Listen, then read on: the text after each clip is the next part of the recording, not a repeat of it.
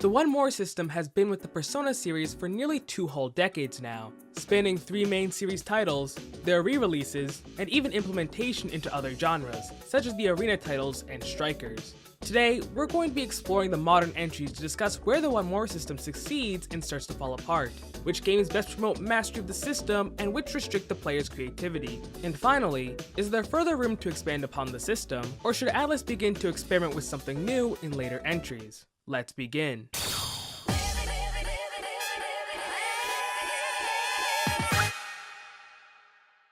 One More in its function is simple enough. If you hit an enemy's weakness or land a critical hit, they'll be knocked down. This allows the attacker to act one more time. If you continue to knock down enemies, you can continue to gain One Mores until you either miss or all enemies are knocked down.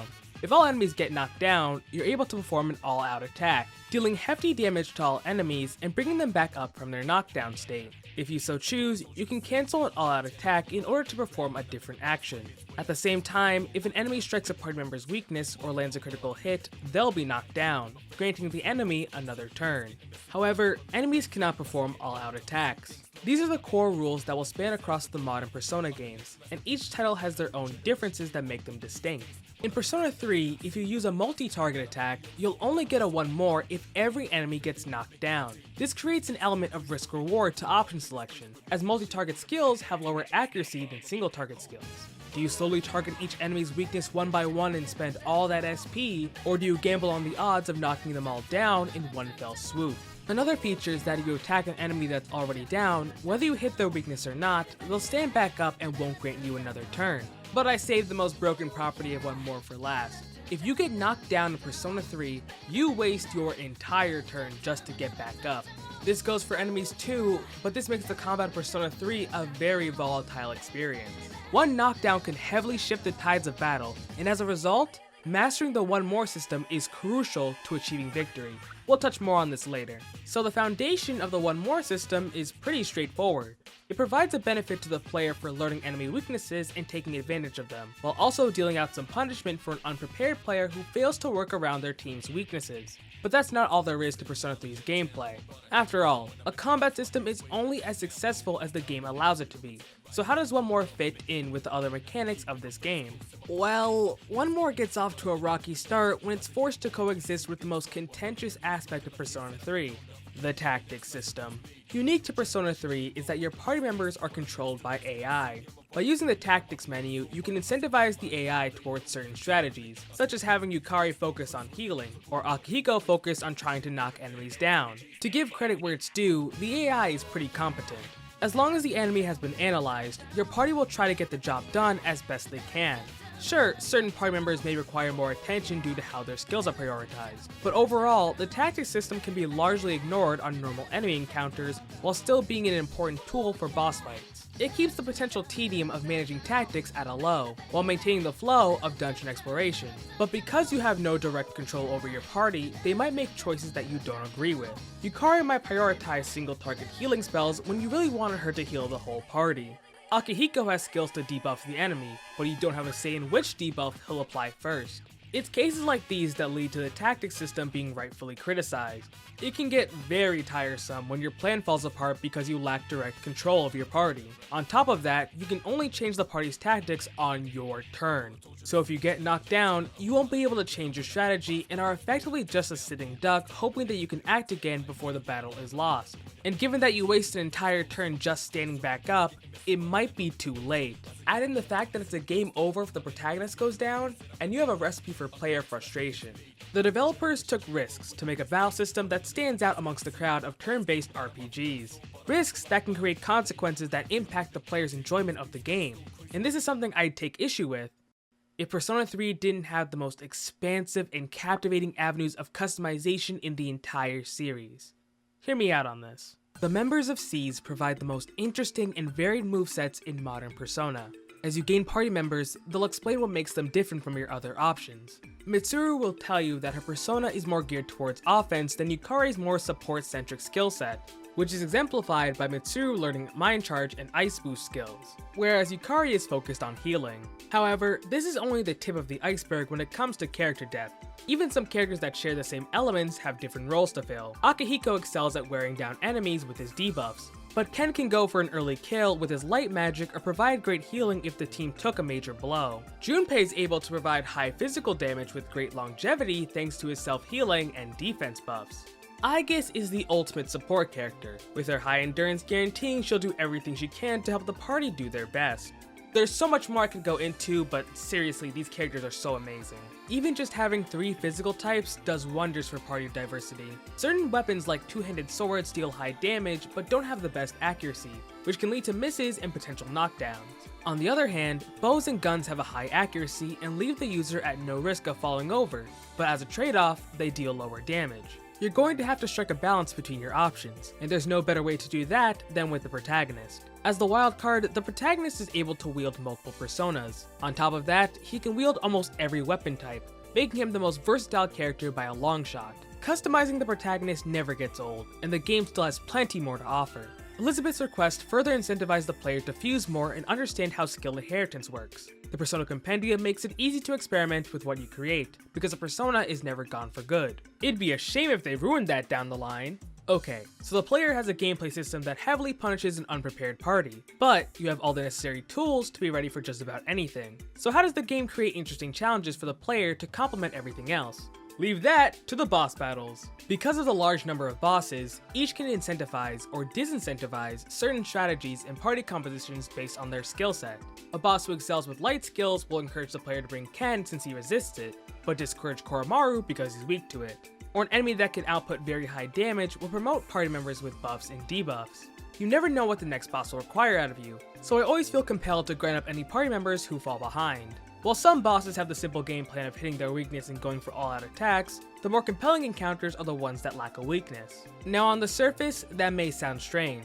Without a weakness to exploit, bosses can largely ignore the One More system's main incentive of scoring knockdowns. On top of that, it can lead to some bosses feeling like damage sponges, creating a fight that's more boring than engaging. But with the right strategy, the Guardians of Tartarus last a healthy amount of time to provide tension without creating tedium.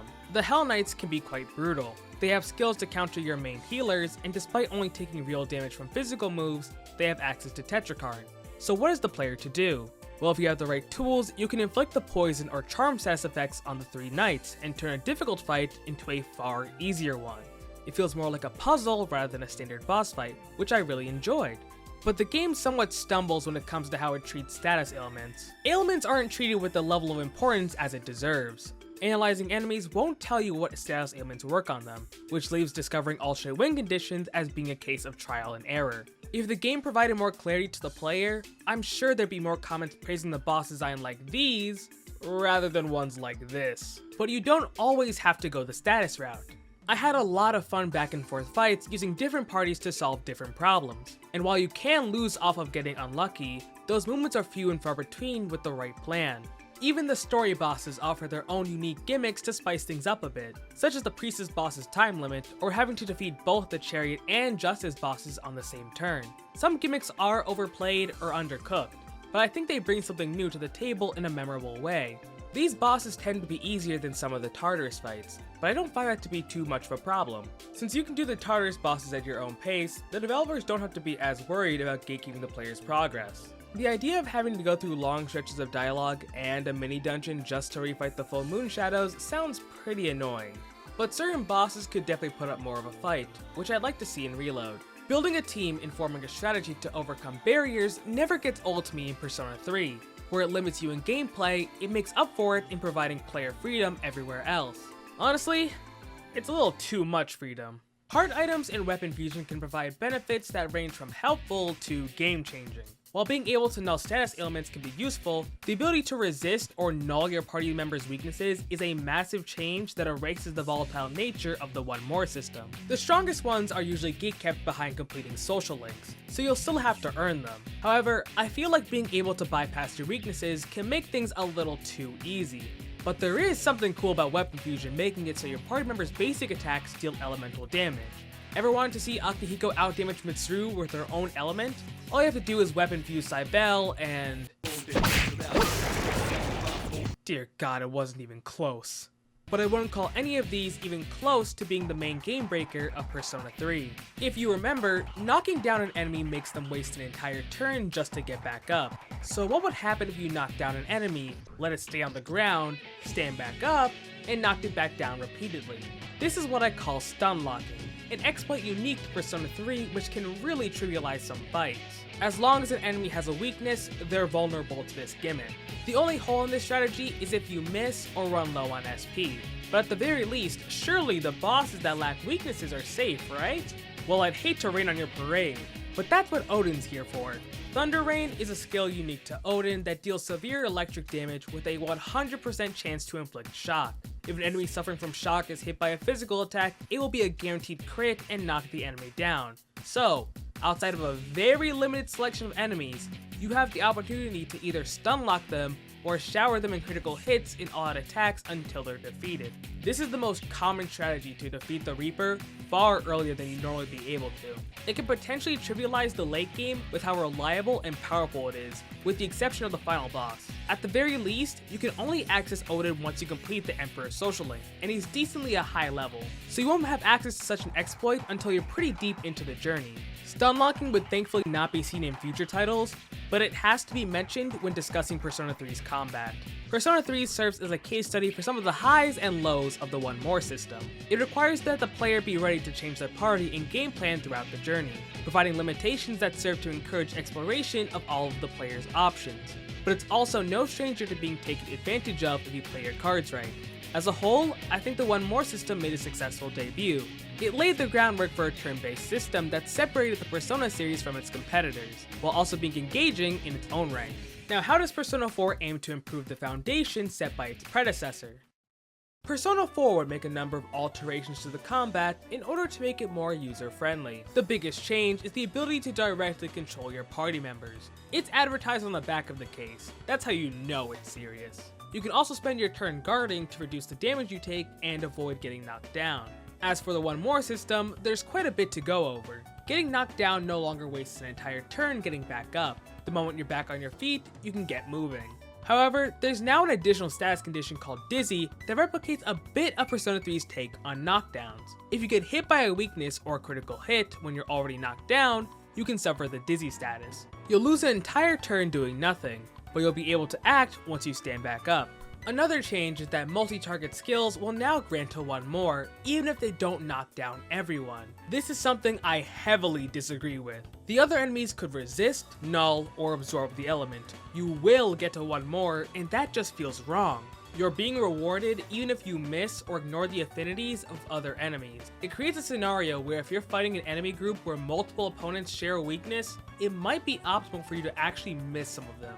You can use the same multi-target skill again, knock more enemies down, and dizzy the enemy that was hit first, if it even survives. Yes, it's unlikely, yes, you could argue that it just wastes SP, but that scenario being possible is ridiculous. Portable would go on to adopt the changes made in Persona 4, while maintaining the surrounding design elements I discussed in the Persona 3 section. It's a shame that Persona 4 took the complexity of P3's combat, and in its attempts to make the gameplay more accessible, created the most boring gameplay in the series thus far. Let's talk strategy. I said that Persona 3's take on status effects was an interesting idea, but they needed to treat status effects with the importance they deserved in order to keep them as an option in the player's mind. Persona 4 seems to go in the opposite direction. Status effects were reduced to solely being an inconvenience to the player, rather than an option to get the upper hand in meaningful encounters. Even niche scenarios such as inflicting shock off of Zio are no longer an option. The lack of creative answers to fights lead to a lot of encounters being boiled down to the same strategy. If you can't target weaknesses, you're going to have to just increase your damage output. You'll buff your attack, debuff the opponent's defense, and watch the numbers get higher. I mean, that's a simple pleasure of RPGs. You like getting stronger and seeing the numbers go up, but this is coming from a series that strived to be something special in its gameplay. One that succeeded in its prior entry, but failed to keep the individuality in its sequel. Odin's infamy stemmed from his ability to abuse the primary win condition in Persona 3's battle system, and with Persona 4's lack of strategy, Yoshitsune highlights the ever-dull goal of dealing the most amount of damage possible. And the simplification only grows worse with the party members. Most party members are specialized to a simple role, and some of the characters struggle to break out of the role they're placed into. Combining the 3 physical elements into one contributes to this problem. In Persona 3, even the weakest physical attackers had a use case, because there's a chance the enemy could be weak to their element. In Persona 4, why would you ever have someone like Yukiko do a basic attack over your primary physical attackers? Speaking of them, let's take a look at Chie and Kanji. They both have the same structure of being physical-based characters with weak magic stats. They differ in that Chie learns AoE skills, and along with her high luck stat and access to apt pupil, she becomes a critical hit monster. But with her low endurance, she's a glass cannon. Emphasis on glass. With the high HP cost of her strongest skills, combined with her weak defenses, Chie will commonly be on floor duty if you play on higher difficulties. Kanji absolutely towers over Chie with his monstrous strength and endurance stats which no one comes even close to.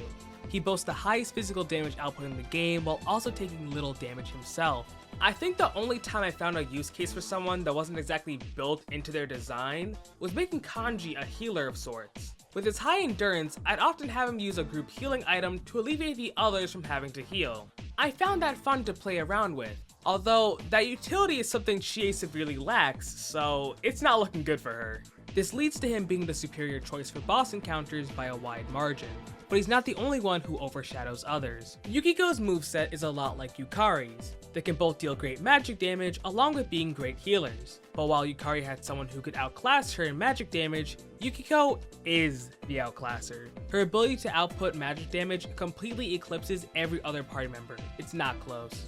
While she's a great healer, you are squandering her potential if you don't build her to be a walking nuke. You can leave the support to Teddy. He is the ultimate support character for Persona 4. With his skill set, he's the teammate that really brings the min-max philosophy of the game to the forefront. With Yukiko, Kanji, and Teddy, you have a party that is perfectly geared towards dealing the highest amount of damage possible. While other party members have their use cases, they overall lack the results that this team provides. And that's a shame, because I think Naoto's a very interesting take on the jack-of-all-trades archetype. In Golden, Naoto has access to every damage type and has no weakness. She can do a good job at just about any role outside of healing, but between her low defense and only above average damage output, she starts to fall behind on boss fights, which are the most important obstacles to consider. But she does get Shield of Justice, which makes her very useful for the secret boss. I'll be honest, I completely recognize that I'm being one-dimensional here when it comes to party customization. I took this game about bonds and reduced my friends to mere vessels of war, but it's not without reason. With the lack of strategy that I mentioned earlier, it feels like if I'm not using a party geared towards dealing as much damage as possible, that I just end up dealing with fights that take long but lack substance. This primarily just goes for the higher difficulties, and the game isn't so hard that you can't just use your favorites. But when there's nothing in the way of strategy beyond dealing damage, it leads to repeat playthroughs where I already know what party members to invest in and who to leave behind. Now, I've said that the game plan never goes beyond doing as much damage as possible, but do the bosses really do nothing to provide unique challenges to highlight the strengths of the One More system? They suck. Persona 4's bosses are the most uninteresting that the series has to offer. Some are programmed to specifically go for certain moves in a set order. Once you figure out what their plan is, the boss is already solved. Shadow Teddy is the biggest defender. If he mind charges, he uses Mabufula. If he Maracundas, he'll use Heat Wave. Eventually, he'll try his Nihil hand gimmick, and that's it. You've seen everything the boss has to offer. Have fun dealing with his pool of 5,000 HP. Why? I know how to beat him. What good does making it last so long do besides test my endurance? Shadow Mitsuo will repeatedly try to rebuild his armor, and if he succeeds, you'll have to chip away at a 1400 HP waste of time. And with the ability to inflict ailments to lower your SP, his primary goal feels like it's to stall you out rather than take you out. The bosses in Persona 4 overstay their welcome unlike any other game. And because most can't get knocked down, it ends up being a very long war of attrition. Some of the bosses have just some really messed up AI. I've had instances where bosses use skills that they shouldn't be able to select, such as Shadow Naoto trying to use Dekaja when I have no buffs, or the Reaper trying to mind charge when he's already charged up. And then somehow there are bosses that have skills that should be usable, but they aren't because of a coding error. As a whole, it feels as though some bosses are just intentionally made to be not as effective as they could be, and the game tries to mask that by giving some bosses some very broken skills. It provides the illusion of a back and forth fight, but you're never in any real danger. This is purely speculation, but I think one of the reasons they had to cap how smart the boss AI can be is because of how multi-target attacks work now. There are a lot of bosses that have access to every element, and if the bosses were built to be punishing, they could just use the all-targeting skills and target each of your party members' weaknesses one by one, gain a bunch of one mores, and then cap it all off with a Meki Dolon. Obviously, that would be borderline unfair in a game where your only option to cover weaknesses is to guard or use the wall skills. But since the bosses don't do that, they're forced to hope that they can just outlast you. The only fun I can have is by trying to get as strong as I can be so I can finish the boss fights fast. And while Golden gives you plenty of tools to become overpowered, some are just way too excessive. Golden brought a number of new tools for combat. Many party members received access to new skills that they didn't have in the original release. Most of these helped to make these characters more fun to use and give a more whole feeling to some movesets. But one character is a bit different from the others. Since Rise serves a support role, her added skills allow her to provide occasional buffs and perks to the party. But as you spend time with her, she'll eventually be able to grant benefits such as blocking an attack that would KO a party member, or something as crazy as fully reviving the protagonist. It could honestly be hard to lose with her on your side. But there's more to Golden than just party member benefits. Golden changed the way that shuffle time worked. Instead of only being able to get a persona, you can now get skill cards, stat increases, and even upgrade your persona skills. That cleave you start with can become God's hand sooner than you'd think. Being able to get skill cards, upgrade your skills, and directly raise your persona stats are just way too strong of tools to give the player so easily. While this does make building your personas an easy and admittedly fun thing to do, it completely breaks any sort of difficulty you could face with how farmable these bonuses are. While the fusion system of Persona 3 is only improved upon, I actually feel less interested in experimenting with fusion. If I can so easily build my personas to my liking with everything I'm offered, then why bother trying to fuse outside of the strong personas I know I'll use? It can be fun to become overpowered, but Golden handles it in the most dull way possible. Persona 4's combat is not bad, it's just normal, and that's the problem. It created a bare bones and uninteresting gameplay flow that leaves me wanting better. And oh boy, is this next game better. Persona 5 Royal introduces the most engaging, captivating, expressive, I'm running out of synonyms, combat system that the series has seen yet. Persona 4's ailments and the dizzy condition are now removed, in favor of a new set of status effects. Persona 5 manages to turn ailments into unique win conditions with the addition of technical hits. If an enemy is inflicted with an ailment, you can deal increased damage by hitting them with the right attack type. Unlike Persona 3, this game does a very great job of showcasing the importance of technicals to the player. When you start the game, both An and Arsene have skills to put the enemy to sleep. But sleep is a pretty simple status effect, only giving the player one hit that'll do additional damage. Next you'll get Yusuke, who can freeze enemies with ice skills. Freezing also ignores the enemy's resistances, so a shadow who'd normally null physical will get hit. But the floodgates really start to open once Makoto joins the party. Makoto will advise the players that if they can't target weaknesses, that they should try going for status effects, and her skills are able to perfectly capitalize on the ailments the party members can inflict. In fact, her entire introductory palace constantly motivates you to get used to using ailments to achieve victory. When you first start out, technical hits only have a chance of granting a one more, but through upgrades it can be made to guarantee it. There are far more enemies and bosses that are susceptible to ailments, and as a whole, status effects are more important than ever before. What would be damage sponges are now made more engaging by the ability to speed up the fight with ailments, fixing another core issue of past games. But this isn't even the biggest addition to Persona 5's combat. When you get a one more, you now have the option to baton pass to another teammate, giving them the former party member's turn. Doing so grants the acting member some passive buffs such as increased damage and recovery. As long as you keep knocking down enemies, you can continue to baton pass until you've passed to all members. The final member will get the greatest buffs and can use any skill at zero cost. Baton passing opens up the player to their own creativity and strategy building skills. Just by being able to pass your turn to a more capable party member, you can find as many solutions to a fight as you so choose. What would be as simple as, oh, I can have Yusuke target that guy's ice weakness, now becomes, it'd be better to let Joker knock it down, baton pass to Yusuke, and deal increased damage to the main boss. You can even choose to cancel an all-out attack in favor of baton passing for a new option.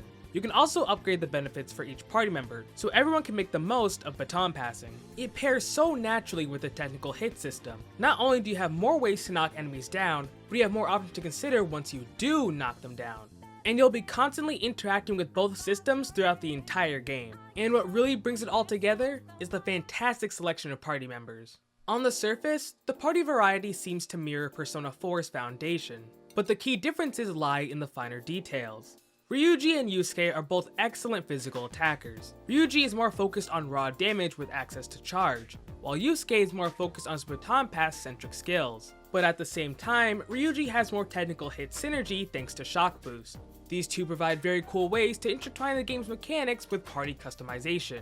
Makoto and Haru are characters that can capitalize the most off of the technical hit system. While other characters excel at inflicting ailments, these two can knock down just about any foe with their access to nuke and Sai skills. Makoto, however, is more support oriented with her healing and buffs, while Haru can be a lot of things. You can build her to be a potent Sai and gun damage dealer, or a more balanced character with access to Tetra and Makarakarn. In Persona 5, team building has a much higher focus on the team aspect. You can't just look at the party members individually, it's about how they synergize with the rest of the group.